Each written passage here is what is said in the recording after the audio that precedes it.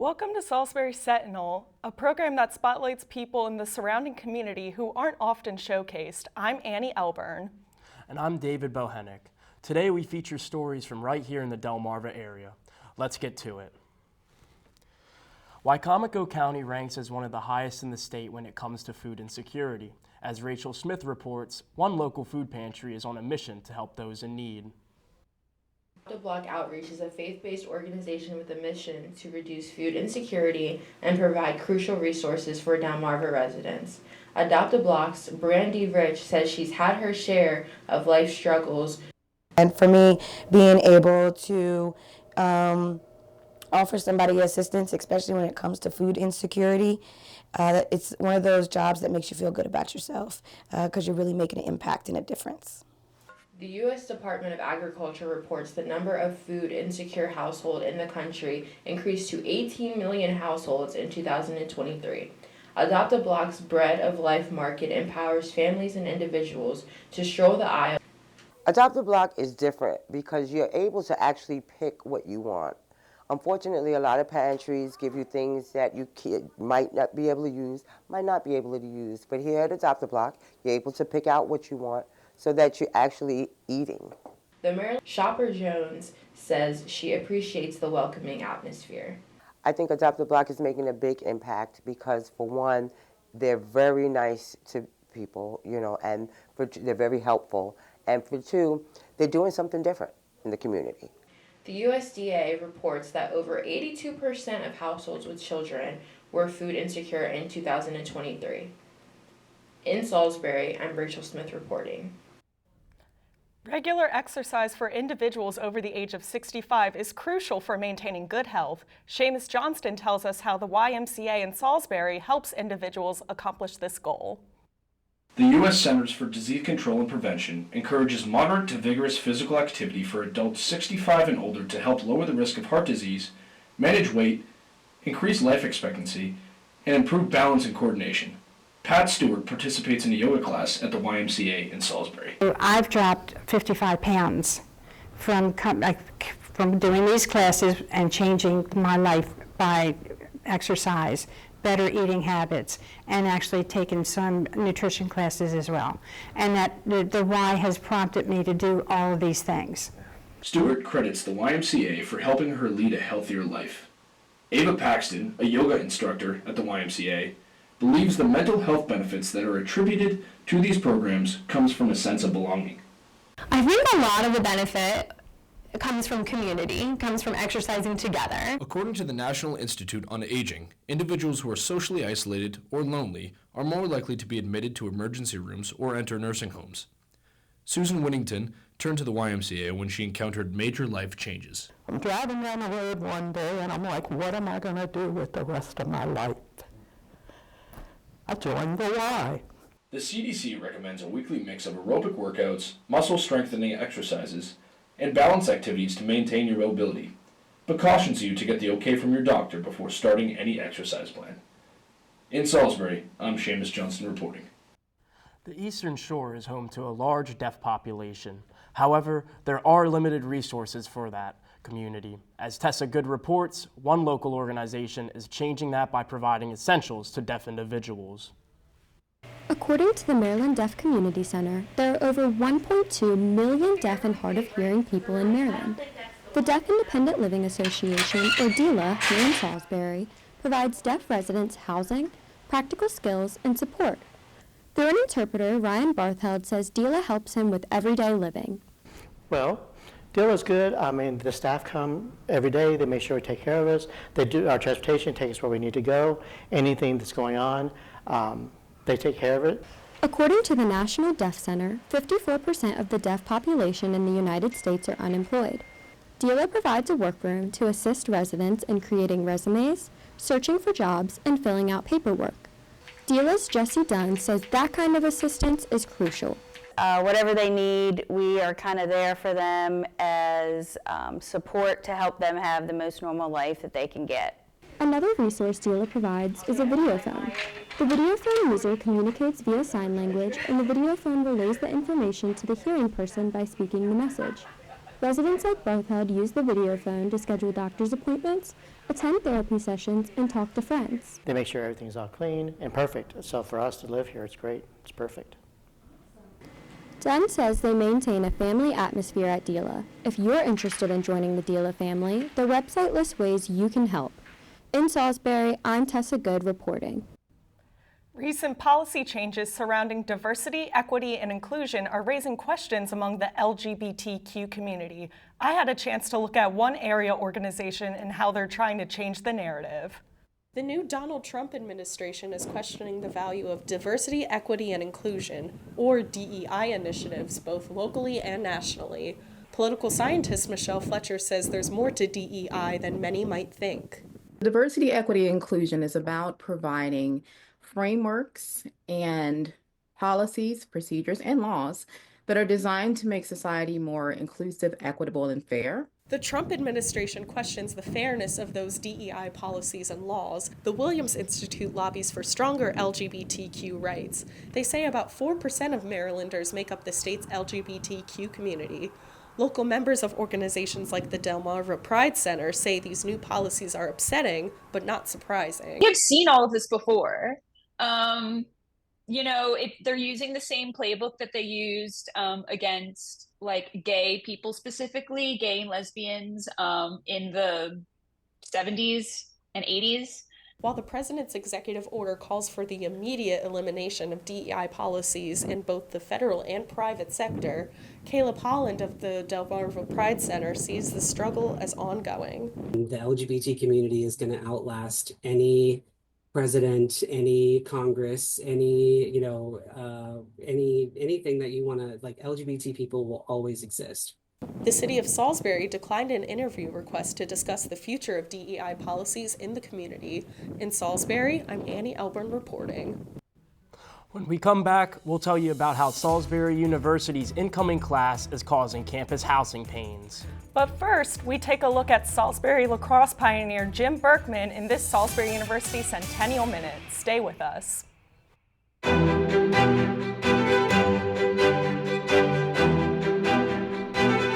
Celebrating 100 years of athletic success, this is Andrew Barbieri with the Salisbury University Centennial Minute. Salisbury University men's lacrosse head coach Jim Berkman started his coaching career at SU in 1989 and is still the head coach.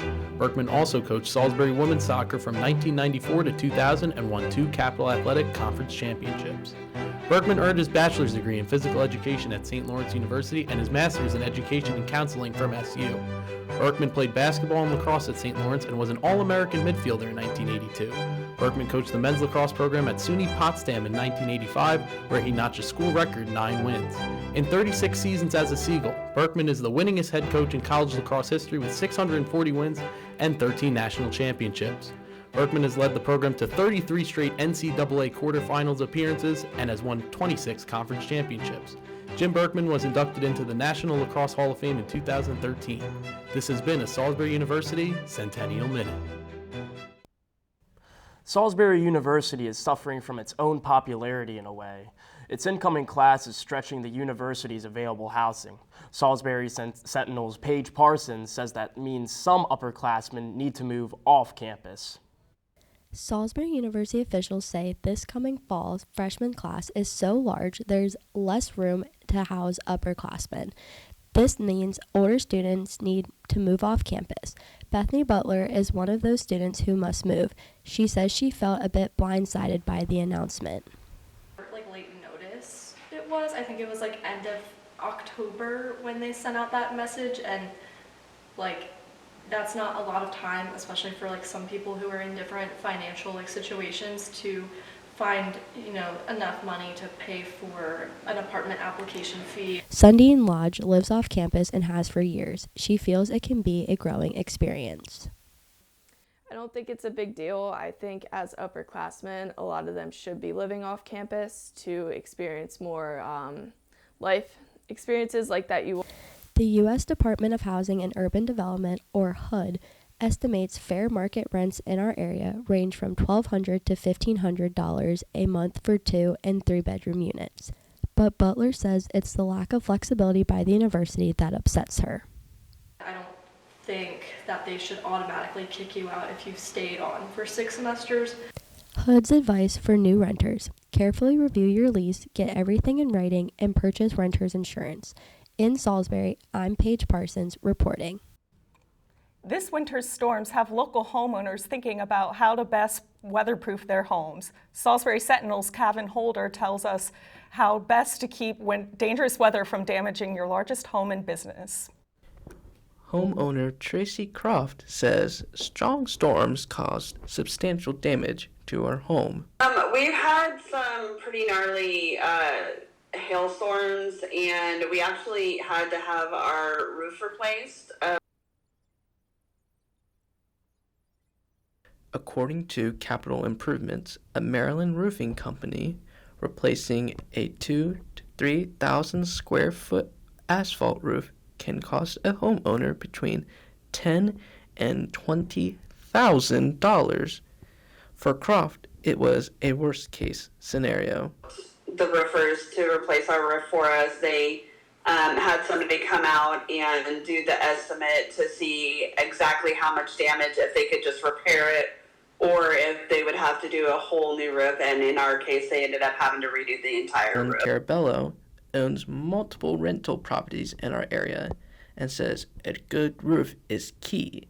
It usually starts at the roof. If you have a bad roof problem, it'll turn into leaks and, destroy it's a Rainbow Restoration Company says about 1 in 60 insured homes file a water damage or freezing damage property claim each year. In Salisbury, I'm Kevin Holder reporting. This year's winter weather is also rough on the roads for drivers and pedestrians. Salisbury Sentinel's Liam Evans tells us how road crews keep the roadways passable and the sidewalks safe. Although this year is still fairly new, our county has already seen some unique transportation challenges. Addressing these challenges are left to the unsung heroes in our area, the transportation officials. Scott Green is Wicomico County's acting road superintendent, and he says that the string of snowy days and freezing nights earlier in the year made local snowplow operators local favorites. Definitely took its toll on our equipment with these back-to-back storms. Our budget as far as keeping salt on hand for it. But yeah, it was definitely not fun times. This year alone, the Maryland State Police reported 3 fatal crashes and 72 crashes causing injury in Wicomico County. But slick roads aren't the only hazards. Pedestrian safety, especially around high traffic areas like schools, puts both drivers and pedestrians at risk. The Maryland Department of Transportation, or MDOT, report Fridays and Saturdays are the most dangerous days of the week for pedestrian crashes. MDOT advises people to use sidewalks, watch for cars, use crosswalks, and wear bright clothing. College student Luke Dean often walks around the neighborhood surrounding campus. He says traffic calming measures help to keep pedestrians safe. I think that it's pretty safe, especially around campus. There's so many speed bumps, on all the different roads, so it feels safe to me. MDOT reports more than half of all fatal pedestrian crashes occur between 6 p.m. and midnight. They advise drivers to obey speed limits, look out for pedestrians, and allow bicyclists room on the road. In Salisbury, I'm Liam Evans reporting. When we come back, we'll talk about how the community is helping the growing number of English language learners in our area. But first, here's another Centennial Minute honoring Don Chamberlain, a field hockey coaching legend. Stay with us.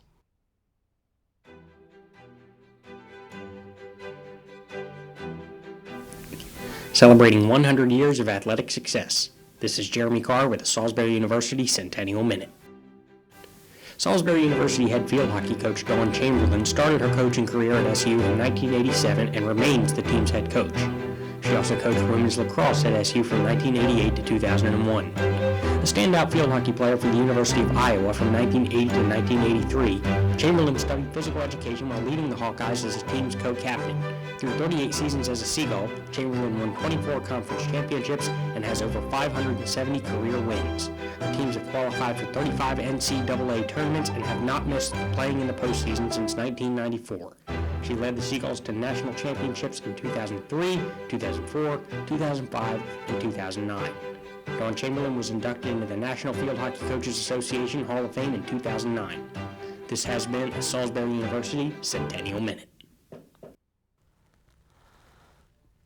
According to the U.S. Census Bureau, over 15% of Salisbury residents were born outside of this country.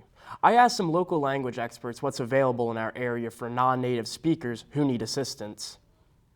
The Department of Education says the number of students needing English language training has doubled over the last decade. Modern Languages professor Sally Perret offers help to the 2,000 English learning students in Wicomico County, their parents, and local teachers. One of the problems is, of course, we have people that aren't in schools, so they don't have any institutional connection to English. And that's where we decided, well, I know students that really want to help. According to the U.S. Census Bureau, over 20% of Salisbury residents speak a language other than English at home.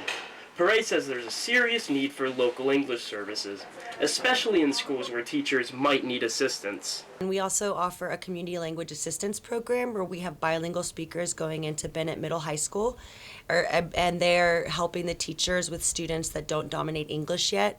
Perret says English programs at Warwick Community College are full until 2027. Salisbury resident Angela Cordoba Flores says although the need is great, she thinks it's getting better. I do think that there needs to be more translations, especially for those parents of those students. But I do think that it's gotten better in the past couple of years, that there's more awareness to it. Wicomico schools are working on a blueprint that increases resources for English learners. In Salisbury, I'm David Bohenick reporting. Coastal flooding in our area has residents and climate experts concerned. Corey Holder tells us how coastal waters are reclaiming land and what can be done to limit damage to property on Delmarva. According to the lobbying group Sea Level Rise, Maryland's coast is as much as 10 inches higher than it was in 1950. Coastal resident Benjamin Randolph recalls his area simultaneously experiencing exceptionally high tides and a strong... Streets were flooded. A lot of the buildings, lower-lying buildings had sandbags put up and everything. Coastal Studies professor Fulbart Nwamba says our area will need to adapt to coastal flooding. If you go to Smith Island and Black Creek areas, there are places where you have to raise houses, and then you... But he says there's no doubt our coastline has changed. Obviously, that's not a good thing. I have a friend who, the place where he used to play baseball in the 1960s right now is 3 foot underwater. So it'll come. And addressing this flooding in our area will take both monitoring and money to preserve Maryland's historic state. Local people can get involved with the Wicomico Environmental Trust. They plan a Creek Watchers program where they test water quality in the river. According to the National Oceanic and Atmospheric Administration, sea levels along our coastlines are expected to rise up to 1 foot by 2050. In Crisfield, I'm Corey Holder, reporting. Live music in our area is fighting to be heard. Salisbury Sentinel's Cole Sims headed to downtown Salisbury to check out the local music scene and one venue that showcases local talent. If you're a live music band on Delmarva, the struggle to survive can be challenging. Here in Salisbury, Learn to Class Skate Shop regularly showcases live bands. Ben Robertson in an off-camera interview says venues like this are crucial for local musicians. To have a place that not only brings in original music from all over the place, but also supports the local kids and supports other local businesses. It means a lot. Will Atkins is a local musician who's played at Lurking Class. He likes that it's become a downtown community gathering space. You can go to Lurking Class and maybe see your friend play or see somebody you know or in the community play. Robert showcases these local bands on his store walls and sells their music. Robert says he likes that the venue welcomes all type of music to its stage. With something like Lurking Class, you've got, everything from death metal to hip hop, and, it's right here. A music expert interviewed for Forbes magazine advised professional musicians to save money to survive in the music industry. Atkins says standing room only crowds go a long way to achieve this goal. They're constantly packing the house, and that wasn't something I saw when I was starting. But to pack a house of any size, tickets must be affordable. The U.S. Department of Justice is investigating ticket selling companies like Live Nation for not monopolistic behavior. In Salisbury, I'm Cole Sims reporting. That's Salisbury Sentinel for today. Thank you for joining us. I'm David Bohennick. And I'm Annie Elburn. We'll see you next time with more news for the Delmarva area. Have a wonderful day.